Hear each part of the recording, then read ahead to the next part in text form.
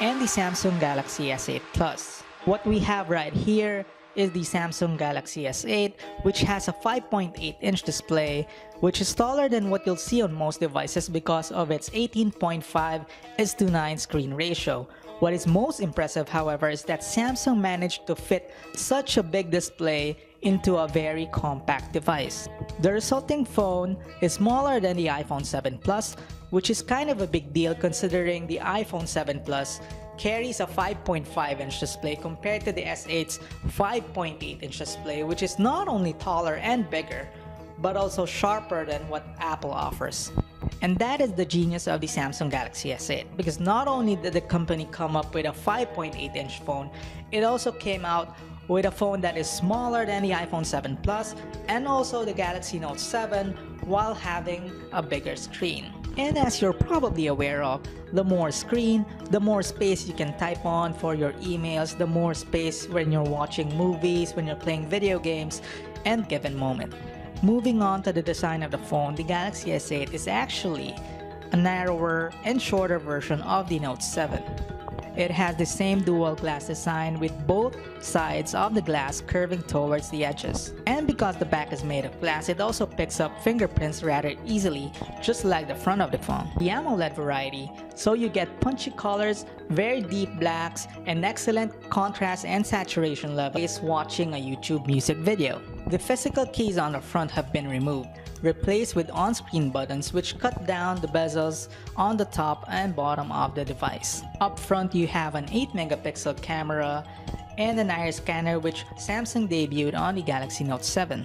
The iris scanner works great, it's fast, accurate, and reliable, and we actually found ourselves using it more than the fingerprint reader on the back. But if you're not a fan of either, you can always use your face because the Samsung Galaxy S8 has a face scanning feature to unlock the device. Now about the back-facing camera. On paper, it may seem like Samsung hasn't moved the needle much in the camera department. The sensor around the back is still at 12 megapixels like the S7's, which might surprise some given that most other OEMs seem to agree that two rear-facing cameras are actually better than one. The good news is the S8 retains the same dual pixel technology found in the S7, which means accurate and fast.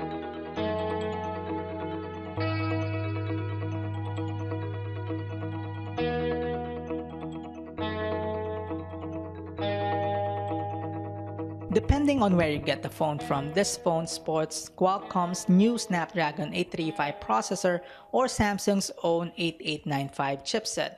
Regardless, that chipset is paired with 4 gigs of RAM and 64 gigs of internal and expandable storage, which is double than what you get from last year's model. Neither the choice of processor or memory configuration should be an issue though.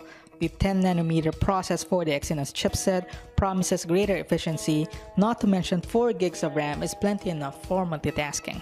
Trouble with whatever task we attempted with it. This phone is stupidly fast, faster than any Android phone we've tested, and it shows in the benchmark results. Our unit notched 165,365 points in Antutu benchmark, 6,162 points in our Geekbench multi-core testing. Battery is at 3,000 mAh on the S8 and it supports fast charging. Overall, it's tough to find fault with the S8. Where other manufacturers are messing around with the formula by introducing cosmetic changes that will have little to no effect on user experience, Samsung's newfound design sensibilities actually make a huge difference. That the S8 managed to pack a 5.8-inch screen, not to mention a lot of technology, into a mid-sized phone that's smaller than the Note 7, smaller than the iPhone 7 Plus, still blows us away. That said, if you're in the market for a new, big but not too big Android phone,